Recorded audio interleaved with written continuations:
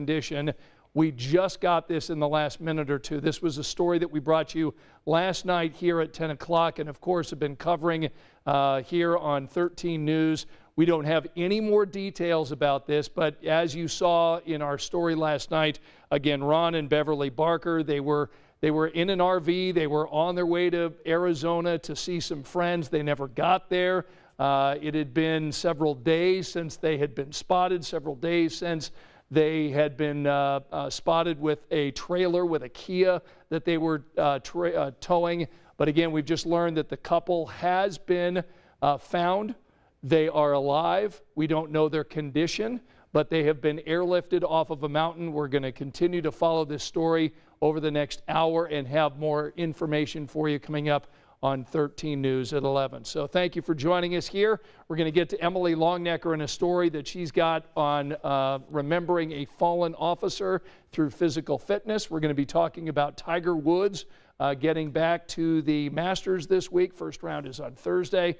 But let's go ahead and begin, as we always do here at 10 o'clock, with Angela. And Angela, thankfully, the rain ended right before the opening day for the Indians. Yeah, and I saw a lot of people post on Twitter and on Facebook. It looked like lots of folks were taking in the first night of baseball. And it was a little chilly, mid-50s. Right. I haven't heard for sure, but I'm pretty sure they missed that 60-degree guarantee, which means folks that were there will get a ticket for another game later in the season. Nice. And yeah, the rain held off. They're in the beginning stages of, I think, 6-game homestand, something like that. And a couple of the games are going to be iffy. They've got another one tomorrow afternoon at 1:30, and we'll be tracking another wave of rain developing late tonight and early tomorrow morning. Right now, live Doppler 13 radar, though, is pretty quiet. As Scott pointed out, the rain did push out across central Indiana this evening, and that is some good news, as we did get in some outdoor evening plans. I do want to show you Future Track 13. We're going to be dry until just before sunrise. Let's stop this at 5 a.m. The next wave of wet weather arriving for Wednesday morning. So if you've got some Wednesday plans and you'd like to take advantage of some dry time, make those plans for the end half of the day, because we've got rain chances pretty steady through about lunchtime, and then we're going to start to clear. And tomorrow should actually end with a little bit of sunshine and high temperatures in the low 60s. So rain early half of Wednesday. Will clear things out tomorrow afternoon. And then a good part of Thursday is going to be dry, but it's going to be interesting to watch Thursday because there's going to be this pocket of colder air arriving. Cold air doesn't hold as much moisture as warm air. We start to get a little sunshine Thursday morning that destabilizes the atmosphere, and we get these kind of pop-up showers and maybe a rumble of thunder. So Thursday won't be completely dry either. And we kind of warned you last week that there was going to be a daily rain chance this week. The good news, if you follow Live Doppler 13 radar on the app, you can work around the rain and get some outdoor plans in accordingly over the next couple of days. And I'll warn you, we've got some snow chances too. Friday, Saturday, the rain may mix with a few flakes of snow. All right, very good. We'll get back with Angela in a moment. Let's go ahead and tell you who's watching tonight along our digital platforms. We've got Wes joining us tonight. Jim back from Arizona, where he said he got a 25-mile bicycle ride today before it got to 95. Woo! So Jim, it's all good for Jim out in Arizona. Anastasia back with us, Rosie, Teresa, Ralph, Joyce is with us. So it's so good. Fulton is with us tonight, Renita as well. So it's so good to have everybody here at 10 o'clock. All right, let's go ahead and talk about our big story tonight. Tonight it was honoring a fallen police officer. We've got Emily Longnecker in studio tonight. So tonight it was all about being like Bree Leith, right? Yep, that's right. Folks gathered, fellow officers, her friends, her little son. They all gathered to take the Bree Challenge, which was actually a physical fitness challenge. And the irony, Scott, is they talked about how much Officer Leith really didn't like to work out, and yet there they all were coming together to talk about her, to remember her, and to do some physical fitness. They were running 2 miles. They did some sit-ups. They did some push-ups. They did some squats, and it was all in honor of Bree Leith. Take a listen to what one of her fellow officers had to say. She was a great woman, a great police officer, and it's nice that we come today to remember her, honor her, and make sure that her memory is not forgotten.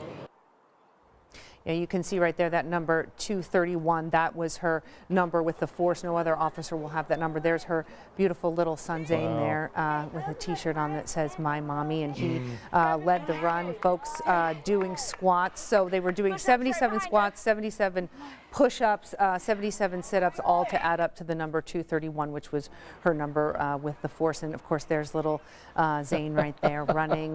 Look at, he's so precious. Oh, wow. And just honoring his mommy along with many of her fellow officers and folks in the community. And you know, it's going to be 2 years this week that she lost her life in the line of duty responding to a domestic violence call. So here, people that loved her were coming together, the Bree Workout Challenge, and again, they were talking to us, Scott, I mean, really laughing. It came up a couple times, folks saying that when it came right down to it, she really didn't enjoy working out, which, but you know, there they were remembering her, and they hope to do this every year. This is the second year they've done this, and they want to keep it going. Yeah, that's great. You'll have more on that story for us tonight on 13 News at 11.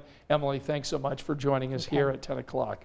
All right, the big news today, of course, in the sports world happened in Augusta, Georgia, and we'd been sort of anticipating this news today, but Tiger Woods, who a year ago had that horrific car crash, and it was really uncertain whether or not he would be able to continue his brilliant golf career, he made it official today. He is going to play in the Masters this week, and here's the story about that big decision. Images from Augusta fueled speculation and a whirlwind of hype. Would he? Could he? Almost 14 months after a brutal car crash, mangling his right leg to the point doctors considered amputation, after multiple surgeries, that leg stabilized with rods, pins, and screws. Today, Tiger Woods told the world he's back. Well, as of right now, I feel like I am going to play. Just 3.5 months ago, Woods was forced to use a cart during the PNC Championship with his son Charlie. Woods acknowledging the exhibition was nothing like a PGA tournament and that he was nowhere near competition ready. Now, though, after continuing rehab and time on the practice range, Tiger says not only can he play, he can win. Well, I can hit it just fine, and I don't have any qualms about what I can do physically from a golf standpoint. But his swing may not be his biggest concern. Tiger will have to walk 4 miles with dramatic changes in elevation 4 days in a row on his surgically repaired leg. So it's a formidable challenge for anybody with those kinds of orthopedic injuries to try to just walk the course, let alone play golf at that high level. Of course, we're not talking about anybody. This is Tiger Woods.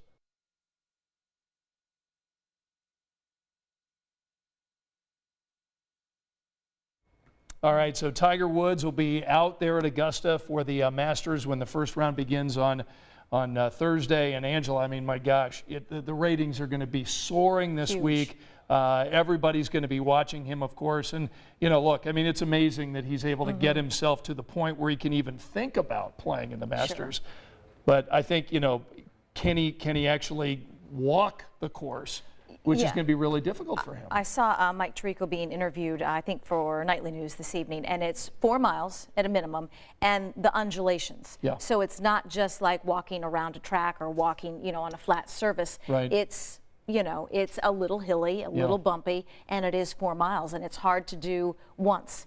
And if he would make the cut, that means he does it 4 times. Right, right. So that's a tall task, but I think, you know, we talked about that in the early news, that such an athlete and in such great shape that probably has helped his rehabilitation, you know, to this point after, you know, what you said, 12 months, 14 months from a car crash. So where they weren't sure they could save his leg. Right. Yeah. It's an amazing story. We'll be watching that. That'll be a big sports story, of course. Before I get back to the breaking news, bring us up to speed on the weather for the next day or so. Early half of tomorrow is wet. We'll end tomorrow with some sunshine, low 60s. So if you've got some outdoor activities or something you need to take care of outside, end half of tomorrow better than the start. All right, Angela, thanks so much. I want to go ahead and bring our viewers up to speed with the breaking news coming out of Nevada tonight. Unfortunately, we are learning more information tonight about the missing Indianapolis couple. We have now been told and have been able to confirm that Ron Barker is deceased. His wife, Beverly Barker, was found alive and is now being taken to a hospital. We don't have her condition yet, but of course, this has been a story that we've been following for a week now, and this is a couple who was on an RV trip visiting friends and family. We reported last night that this couple was on its way to Tucson, Arizona. They didn't show up.